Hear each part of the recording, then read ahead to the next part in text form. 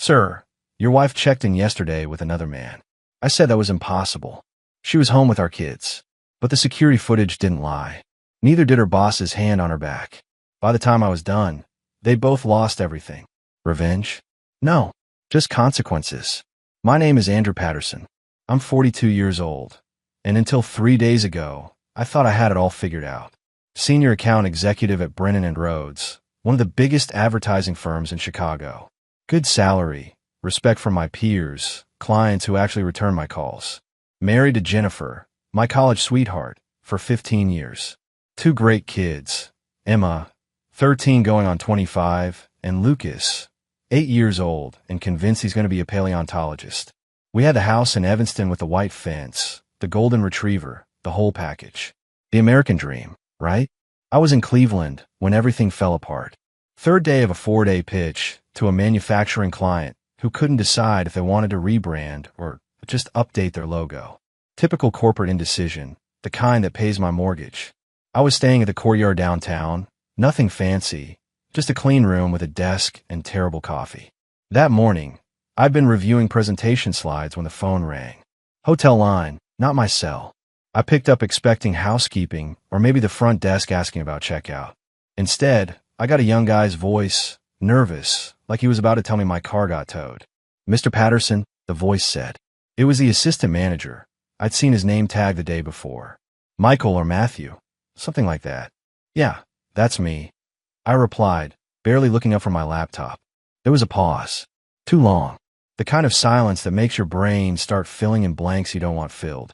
"Sir, I need to inform you of something," he continued, and now his voice had that careful quality people use when they're walking on eggshells. "There's been a situation. Your wife, she checked in here yesterday afternoon. With another man." I actually laughed. Not because it was funny, but because it was absurd. Ridiculous. Impossible. "That's impossible," I told him, my voice steady and certain. "She's home with the kids in Evanston. You got the wrong person." Another pause. Longer this time. I could hear him breathing, could almost feel his discomfort radiating through the phone line. "Sir," he said, and his voice faltered, losing that professional polish. "I really need you to come down to the lobby. Please." The line went dead. I sat there, phone still pressed to my ear, staring at the Cleveland skyline through my window. My hand had gone numb. Not from cold, from something else. Something that hadn't fully registered yet, but was already working its way through my system like poison. That walk to the elevator was the longest 30 feet of my life. The elevator ride down felt like descending into cold water. Each floor, another layer of pressure building in my chest. I kept my breathing steady, hands loose at my sides, but my mind was running scenarios. Mistaken identity. A coincidence. Someone using her name fraudulently. There had to be a rational explanation because the alternative, the one trying to surface in my thoughts, that wasn't possible. Not Jen. Not my wife. The lobby was mostly empty. A couple checking out, a businessman on his phone, nobody paying attention to anything. The assistant manager was waiting near the front desk, a kid in his mid-20s with neat hair and a name tag that read Michael. He saw me coming, and his expression shifted, equal parts sympathy and dread. He gestured toward a door marked Manager's Office, and I followed him without a word. Inside, the actual manager was waiting. Older guy, maybe 55, gray at the temples, the kind of seasoned professional who'd probably handled every awkward situation a hotel could throw at him. He stood when I entered. "Mr. Patterson, I'm Richard Brennan, the general manager," he said, extending his hand. I shook it. Firm grip. He motioned to a chair. "Please sit down." I sat. Michael closed the door and stood by it, looking like he wanted to be anywhere else. I apologized for the disturbance. Brennan began carefully. "But we have a situation that we felt you needed to be made aware of. Your guy said my wife checked in here," I said, keeping my voice level. "That's not possible. She's in Illinois." Brennan exchanged a glance with Michael, then turned to his computer monitor, angling it slightly so I could see. "This is from our security footage. Yesterday, approximately 4:15 in the afternoon." He hit play. The screen showed the lobby, black and white, timestamp in the corner. I watched people move through frame, and then I saw her. Jennifer, my wife, walking through the lobby doors wearing her gray pea coat, the one I'd bought her for Christmas 2 years ago. Her hair was down, and she was smiling. Next to her walked a man I'd never seen before. Tall, fit, probably mid-40s, wearing an expensive suit. They walked close together, comfortable, familiar. I watched them approach the front desk. Watched her hand over her ID. Watched the man stand behind her with his hand on her lower back. Watched her sign the registration. Watched them take the key cards, 2 of them, and head toward the elevators. My throat had gone dry. "There's more," Brennan said quietly, and he forwarded the footage. Different angle now, the elevator bay. I watched Jen and the man wait for the elevator. Watched her lean into him. Watched him kiss the top of her head. Watched the elevator doors open and swallow them both. The timestamp read 4:22 p.m. yesterday. At 4:30 yesterday, I'd been on a conference call with a client. I texted Jen around 5 asking how the kids were. She'd replied 20 minutes later, saying Emma had soccer practice and Lucas was doing homework. She'd sent me a photo of Lucas at the kitchen table with his math book. She'd lied, while standing in this hotel. "Do you recognize this man?" Brennan asked gently. I stared at the frozen image on screen. The man's face was clear enough. Strong jawline, confident posture, the kind of guy who looked like he belonged in a boardroom. "No," I said. My voice sounded distant, like it was coming from someone else. "I've never seen him before." Brennan nodded slowly. "The reservation was made under her name, Jennifer Patterson. She used a credit card registered to your household account. Our account. She'd used our money to book a hotel room with another man." I stood up. Not abruptly, just deliberately. Both men tensed slightly, probably expecting anger, maybe a scene. But I was too far past that for theatrics. "I need copies of everything," I said calmly. "The footage, the registration, the credit card receipt. All of it." Brennan hesitated, then nodded. "I can provide that. Email it to me," I said, pulling out my phone and giving him my personal email, not my work one. "And I need to know what room they're in." Brennan hesitated before answering. "Room 1847. But Mr. Patterson, I have to advise you that confronting them directly could complicate matters legally." "I'm not going up there," I said, and I meant it. Storming into a hotel room like some jealous husband in a bad movie wasn't my style. Besides, confrontation without preparation was just noise. I needed something more substantial than anger. "I need to know who he is." Brennan looked at Michael, who was already pulling up something on a tablet. "The second name on the reservation is Matthew Langley," Michael said. "Corporate card from Northfield Pharmaceuticals." Northfield, Jen's company. She'd been working there for 6 years as their marketing director. And suddenly, things started clicking into place with sickening clarity. "Pull up his information," I said. Michael tapped the screen, then turned it toward me. There was a business card image, professionally designed. Matthew Langley, Regional Vice President, Northfield Pharmaceuticals. Below that, a LinkedIn profile photo. Same face from his security footage, but now with context. 46 years old according to his bio. MBA from Northwestern. 15 years with the company. Based in the Chicago headquarters. Jen's boss, or close to it. Regional VP meant he oversaw several departments, including hers. I pulled out my phone and did my own quick search. Found his company profile easily enough. Then I found something more interesting. His personal Facebook page, semi-public. The kind of profile where privacy settings were set by someone who didn't quite understand how the internet worked. There were photos. Family photos. Matthew Langley with a blonde woman and 2 teenage boys at a football game. The caption from 3 months ago read, "Go Bears. Nothing better than game day with my beautiful wife Caroline and our boys." Caroline Langley, his wife, who had no idea her husband was in Cleveland with another woman. I screenshotted everything. His LinkedIn profile, his Facebook page, his company bio. Saved them all to a folder on my phone labeled simply Evidence. "Mr. Patterson," Brennan said carefully, "what do you plan to do with this information?" I looked up at him. "Whatever's necessary to protect my kids and myself. Legally." He nodded, understanding exactly what I meant. "The video files and documents will be in your email within the hour. Encrypted." "Thank you," I said, standing. I shook his hand again, then Michael's. "I appreciate your discretion." Back in my room, I sat on the edge of the bed and opened my laptop. First, I forwarded all the screenshots to my personal cloud storage, the one Jen didn't have access to. Then I opened a blank document, and started writing down everything I knew. Timeline, facts, evidence, names, dates, credit card transactions. I wasn't a lawyer, but I'd worked with enough of them to know that documentation mattered. Emotions didn't hold up in court. Facts did. My phone buzzed. A text from Jen. How's Cleveland? Kids miss you. Emma has a science test tomorrow. Love you. I stared at those words. Love you. Sent from a hotel room where she was sleeping with her boss. The audacity of it should have enraged me, but instead, I felt something colder. Resolve. I didn't respond. Not yet. I should have called her right then. Demanded answers.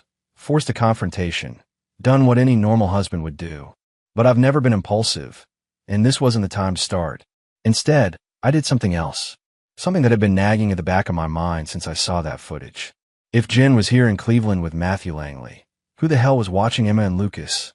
I pulled up my phone and called my mother-in-law, Diane. She answered on the third ring, cheerful and unsuspecting. Andrew, honey, how's the trip? Diane asked, that maternal warmth in her voice that always made me feel welcome, even after 15 years. It's fine, Diane. Quick question, are the kids with you? I kept my tone casual, just checking in. With me? No, sweetie. I thought they were with Jennifer at that conference thing. The family leadership retreat she mentioned. She said it was some new company initiative, bring your kids to understand work-life balance, or something corporate like that. My blood went cold. Conference? What conference? The one in Indianapolis, I think she said. She told me last week you'd all be gone Tuesday through Thursday. Said it was mandatory for directors and above. Diane's voice shifted, concern creeping in. Andrew, is everything okay? Yeah, everything's fine. I lied smoothly. I must have got my wires crossed. Let me call Jen. I hung up before she could ask more questions. Indianapolis. A family leadership retreat. Complete fiction. I checked the dates. Tuesday through Thursday. Today was Wednesday. The kids had been gone since yesterday. I immediately called Emma's cell phone. It rang 4 times, then went to voicemail. I tried Lucas's tablet, the one with the tracking app I'd installed after he left it at a friend's house last year. The app loaded slowly, then displayed a message. Device offline. Both offline. Emma never turned off her phone. Never. I called the house landline, knowing it was pointless. It rang until the answering machine picked up.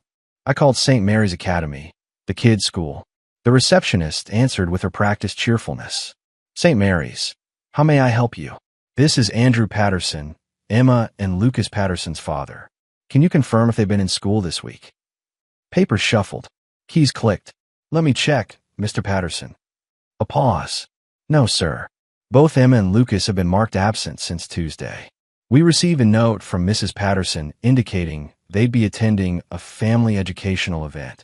A note. She'd covered her tracks there too. Thank you, I said and hung up. My wife had removed our children from school, fabricated a story about a corporate retreat, lied to her mother, and somehow made both kids unreachable. This wasn't just an affair. This was planning. Orchestration. She'd moved them somewhere, told no one, and left me in the dark 3 states away. I opened my contacts and scrolled to a name I hadn't called in 2 years. Frank Russo, a private investigator I'd worked with on a client case involving corporate espionage. Frank was thorough, discreet, and expensive. Worth every penny. He answered immediately. Patterson, long time. Frank, I need a favor. Big one. I need to find my kids. Frank Russo arrived at my hotel room 90 minutes later. He was exactly how I remembered him. Mid-50s, gray hair, buzzed military short, wearing jeans and a black jacket that probably concealed more than one weapon. He shook my hand with that firm grip that said he'd seen everything and wouldn't be shocked by anything I told him. Talk to me, Frank said, sitting in the desk chair while I remained standing by the window. I laid it all out. The hotel footage, Matthew Langley, the fabricated story about a retreat, the kids missing from school, the devices offline. I showed him everything on my laptop, every screenshot, every email, every piece of evidence I compiled. Frank listened without interrupting, his expression neutral, but his eyes sharp. When I finished, he leaned back and exhaled slowly. Your wife didn't just have an affair, Frank said flatly. She executed a plan. The question is why she moved the kids and where they are now. Can you find them? I asked. I can find anyone, Frank replied, already pulling out his own laptop. But I need to start with the breadcrumbs. You said the babysitter mentioned something. I nodded. Jen uses a college girl named Riley Thompson. She watches the kids maybe twice a month. I'll call her. Riley answered on the second ring, sounding young and nervous when I identified myself. Mr. Patterson, hi. Is everything okay? Riley, I need to ask you something important. Did Jennifer ask you to do anything with Emma and Lucas this week? A pause. Yeah. She asked me to meet someone Monday evening at the Shell station on Route 41. She said it was a family friend who'd drive them the rest of the way to the lake house. My heart rate spiked. Lake house? What lake house?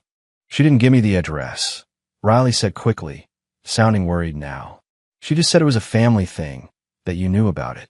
The kids seemed excited. They had their backpacks and everything. Riley, describe the person who picked them up. A man. Maybe late 30s, early 40s. He was wearing a baseball cap and sunglasses. Drove a black SUV, a newer model. He seemed nice. The kids got in without any problems. Did he give you a name? He said his name was Brian. Said he worked with Mr. Langley. There it was. Matthew Langley's name, directly connected to my children's disappearance. Riley, thank you. If Jennifer contacts you, don't mention we talked. I hung up and relayed everything to Frank, who was already typing rapidly. Shell station on Route 41, Frank muttered. They'll have security cameras. I'll pull the footage, get a plate number on that SUV. If this Brian character works for Langley, we'll find him through employment records. How long? I asked. Give me 4 hours, Frank said, standing. In the meantime, don't contact your wife. Don't tip your hand. If she knows you're onto her, she might move the kids again. He left, and I was alone with my thoughts and a burning question. What was Jen planning? Why remove the kids? Was this about custody, about setting up some narrative where I was the absent father, or was it something worse? My phone buzzed. Another text from Jen. Emma wants to video chat before bed. Can you call in 20 minutes? I stare at that message. She wanted me to video chat with Emma, but Emma wasn't home. Emma was wherever Jen had hidden her. Unless Jen was going to put Emma on camera from wherever they were, maintaining the lie, I decided to call her bluff. I waited exactly 20 minutes, then initiated a video call to Emma's phone. It rang 3 times before Emma's face filled my screen. She was in a bedroom I didn't recognize, plain white walls, a lamp on a nightstand behind her. Hey, Dad, Emma said, and she sounded normal. Maybe a little tired, but normal. Hey, sweetheart, I replied, keeping my voice steady and warm. How was your day? Good. We went hiking. Lucas found a frog. She smiled, but there was something in her eyes. Something cautious. Hiking? That sounds fun. Where are you guys? At the lake house, Emma said, and I caught the slight hesitation. Mom's friend's place. It's pretty nice. Mom's friend. Not our friend. Not family. Is Mom there? Can I talk to her? She's downstairs making hot chocolate. Want me to get her? No, that's okay. Emma, honey, can you do me a favor? Can you look out the window and tell me what you see? Emma glanced off camera, then back at me. Trees. A lake. It's pretty dark out. Any houses nearby? Any signs, street names? Her expression shifted slightly. She was 13, smart enough to realize something was off about these questions. Dad, is everything okay? Everything's fine. I lied. I just miss you guys. Can you put Lucas on? Emma turned away from the camera and called out. A moment later, Lucas's face appeared, grinning with that gap-toothed smile. Dad, guess what? I caught a frog and it peed on me. Despite everything, I smiled. That's what frogs do, buddy. You having fun? Yeah, but I miss home. When are we coming back? Soon, Lucas. Is Mom taking good care of you? Yeah, but she's been on the phone a lot. With that Matthew guy. My chest tightened. Matthew? You've met him. Yeah, he came by yesterday. Brought us pizza. He's okay, I guess. Emma doesn't like him. Why doesn't Emma like him? Lucas shrugged. She said he's not, Dad. She's been weird. Emma's voice came from off camera, sharp and older sibling authoritative. Lucas, give me the phone. Emma's face reappeared. Dad, I have to go. Mom's calling us. Okay, baby. I love you. Both of you. Love you too, Emma said, and the call ended. I sat there staring at the blank screen, my mind processing what I just learned. The kids were a lake house, probably somewhere within driving distance of Chicago. Matthew Langley had visited them. Emma was uncomfortable, smart enough to sense something wrong. Lucas was oblivious, but had confirmed Langley's involvement. My phone buzzed with Frank's number. "I've got something," Frank said without preamble. "The SUV from the gas station camera belongs to a Brian Hendricks, 38, works as a facilities coordinator for Northfield Pharmaceuticals. He's on Matthew Langley's direct team. So Langley used a company employee to transport my kids. Looks that way. And I've got more. Property records show Langley owns a vacation home in Lake Geneva, Wisconsin. 3 bedrooms, secluded area, purchased 8 years ago. I'd bet money that's where your kids are. Lake Geneva, 2 hours from Chicago. Send me the address." I said. "Andrew, wait. If you go up there alone." "I'm not going alone," I interrupted. "But I am going. Those are my children, and I'm bringing them home." Before I left for Lake Geneva, I needed to set one more piece in motion. The kind of move that wouldn't just expose the affair, but would detonate it from the inside. I sat down at my laptop and opened a new email. The recipient was David Kellerman, Chief Operating Officer of Northfield Pharmaceuticals. I met him twice at company events Jen had dragged me to.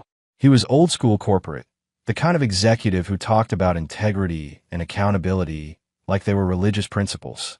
I kept the email brief and professional. Subject: urgent matter requiring executive attention. Matthew Langley.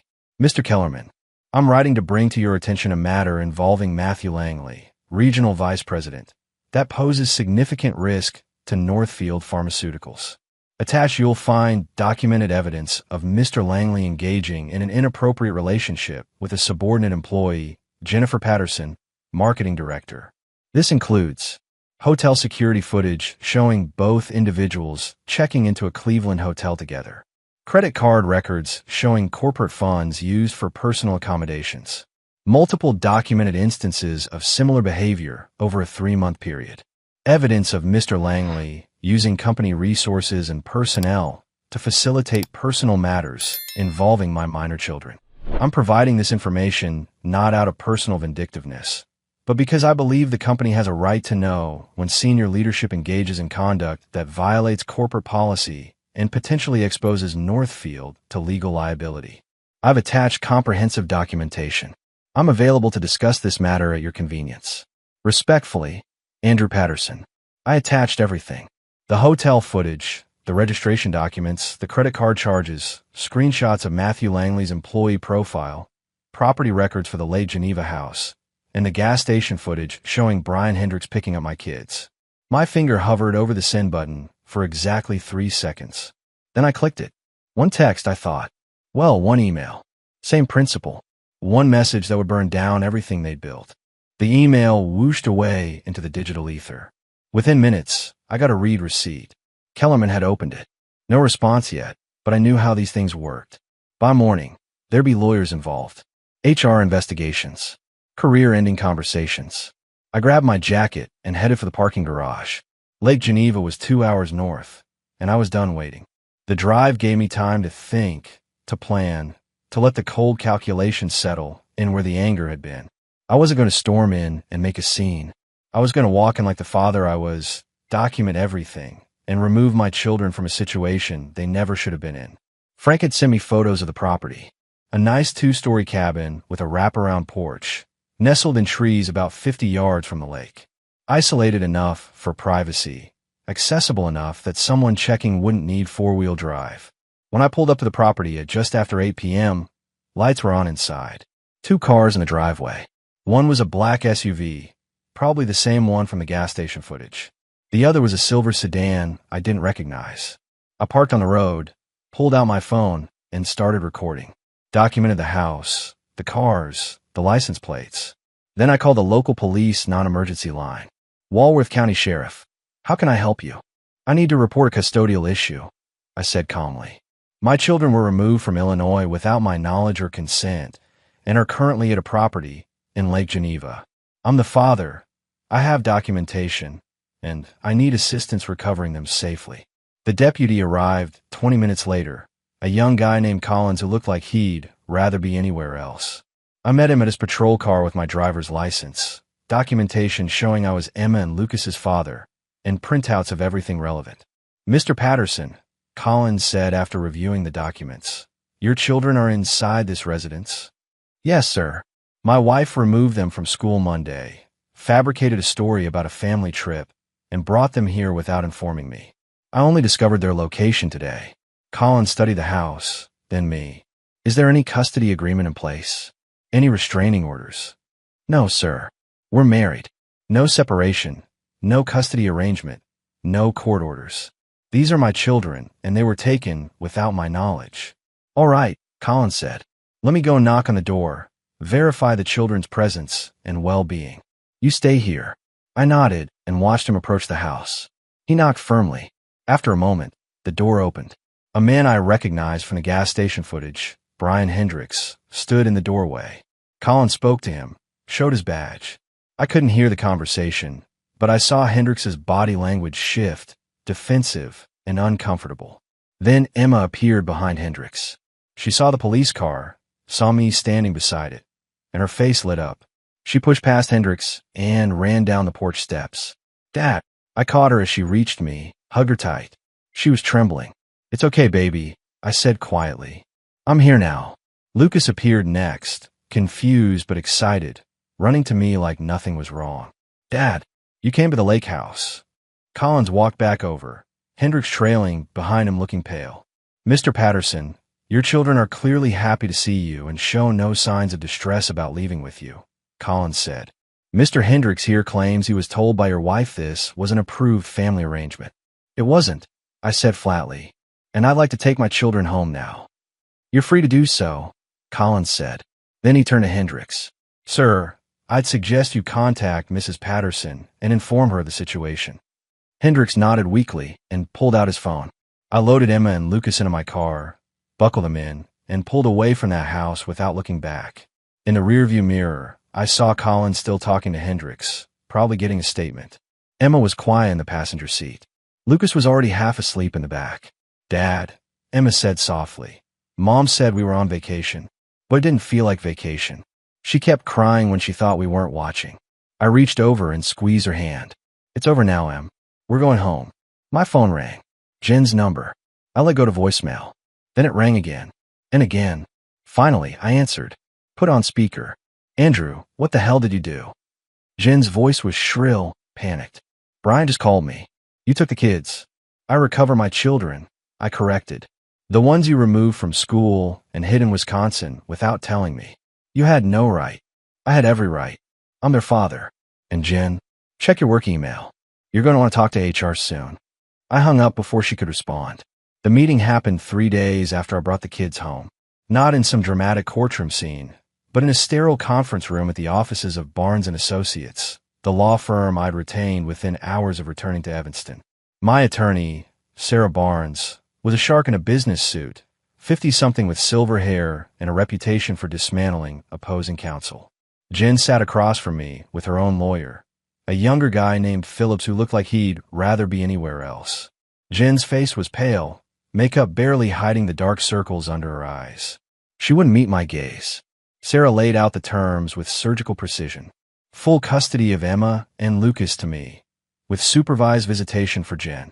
The house would be sold, proceeds split evenly. Retirement accounts divided per Illinois law. No alimony, given the circumstances. And a comprehensive non-disclosure agreement protecting the children from any public discussion of the affair. This is outrageous, Phillips started, but Jen put her hand on his arm. It's over, she said quietly. Just give me a pen. She signed every document without argument. Her hand shook, but she signed. After they left, Sarah looked at me. That was easier than I expected. She didn't have a choice, I said. Northfield fired her and Matthew Langley last week. His wife Caroline filed for divorce the day after I sent that email. Turns out her father's a federal judge. Matthew's being sued for misuse of company resources. Jen's career in pharmaceutical marketing is done. She knows fighting me would just make it worse. What about the kids? Sarah asked. Emma's in therapy. Lucas thinks we're just taking a break from Mom. They're resilient. They'll be okay. I drove home that afternoon feeling something I hadn't felt in weeks. Not happiness exactly, but relief. The kind that comes from knowing you did everything right, everything by the book, and still won. Emma was at the kitchen table doing homework when I got home. She looked up as I entered. Is it done? She asked. At 13, She understood more than I wish she had to. It's done, I confirmed. You and Lucas stay with me. Mom can visit, but we're the primary home now. Emma nodded slowly. Dad, I found something on my phone last week.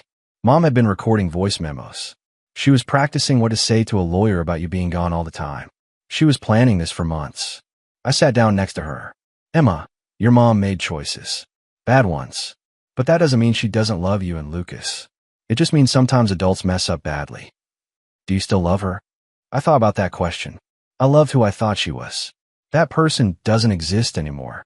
10 months later, I stood in the bleachers at Emma's soccer game, watching her score the winning goal. She'd grown 3 inches, made the varsity team as an 8th grader, and smiled more in the past few months than she had in the previous year. Lucas sat next to me, his attention split between a dinosaur book and the game. He'd adjusted faster than Emma, the way young kids do. He saw Jen every other weekend, supervised visits at his grandmother's house. He didn't ask too many questions anymore. Nice shot, Em. A voice called from beside me. I turned to see Rachel Bennett, another soccer parent I've been talking to for the past month. She taught chemistry at the high school, had a 12-year-old daughter on Emma's team, and had been divorced for 3 years. We'd started with small talk at games, progressed to coffee, and last week, an actual dinner date. Your daughter's really talented, Rachel said, smiling at me. She works hard, I replied. Takes after her old man. Rachel laughed. She had an easy laugh, genuine. Nothing like the calculated charm Jen used to deploy. So, are we still on for Saturday? The kids want to check out that new science museum, Rachel asked. Absolutely. Lucas has been talking about it all week. Emma jogged over after the game, sweaty and triumphant. Did you see that goal, Dad? Best thing I've seen all week, I said, hugging her despite her protests about being gross and sweaty. She noticed Rachel and gave me a look. The kind of look that said she knew exactly what was developing here and provisionally approved. Later that evening, after Lucas was asleep and Emma was in her room doing homework, I stood in my kitchen making coffee and thought about the past year. The betrayal, the investigation, the legal battles, all of it had been necessary. Painful, but necessary. My phone buzzed. A text from Frank Russo, saw the game. Emma's killing it. Lunch next week? I smiled and replied, absolutely. Thanks for everything. Frank had become something of a friend over the past months. Turned out shared trauma created bonds. I walked to Emma's door and knocked. You good, kiddo? She looked up from her laptop. Yeah, Dad. I'm good. Actually good. Me too, Em. Me too. I closed her door and walked downstairs, poured my coffee, and sat on the back porch. The house was quiet, peaceful. Mine. Somewhere across town, Jen was living in a small apartment, working part-time at a medical supply company, and trying to rebuild a life she'd demolished with her own choices. I didn't hate her. I didn't think about her much at all anymore. Matthew Langley had lost everything. His job, his marriage, his reputation. Last I heard, Caroline had taken him for everything in the divorce. His own kids barely spoke to him. Consequences. I finished my coffee and went back inside. Tomorrow, I had a client presentation. Emma had practice. Lucas had a play date. Life, normal and stable, exactly what my kids needed. The doorbell rang. Rachel stood there with a casserole dish. I made too much lasagna, she said with a grin. Thought you might want some. I stepped aside to let her in. Perfect timing.